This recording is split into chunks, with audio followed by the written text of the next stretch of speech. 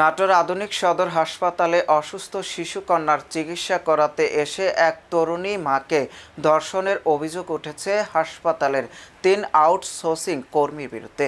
এ ঘটনায় অভিযুক্ত অমিত, অনিল ও প্রাঙ্গণকে আটক করেছে পুলিশ। অভিযোগ অনুযায়ী গত ৭ জুন রাতে ওষুধ দেওয়ার কথা বলে ওই নারীকে শিশু ওয়ার্ড থেকে ডেকে নিয়ে ধর্ষণ করা হয়। এ সময় অন্য ২ অভিযুক্ত ভিডিও ধারণ করে ব্ল্যাকমেল ও হুমকি দেয় বলে অভিযোগ রয়েছে। মঙ্গলবার ৯ জুন ভুক্তভোগীর বাবা নাটোর সদর থানায় লিখিত অভিযোগ দায়ের করলে পুলিশ ৩ জনকে আটক করে। নাটোরের পুলিশ সুপার মোহাম্মদ শরীফুল হক জানান, ঘটনাটির তদন্ত করে প্রয়োজনীয় আইনগত ব্যবস্থা নেওয়া হবে।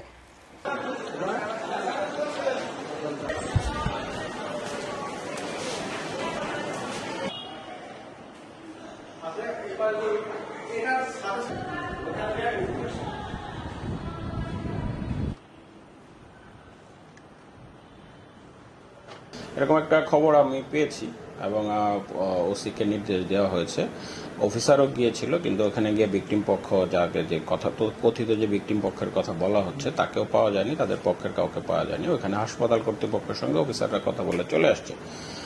তবে এই বিষয়ে অভিযোগ দিলে অভিযোগ অনুযায়ী আইনগত ব্যবস্থা গ্রহণ করা হবে।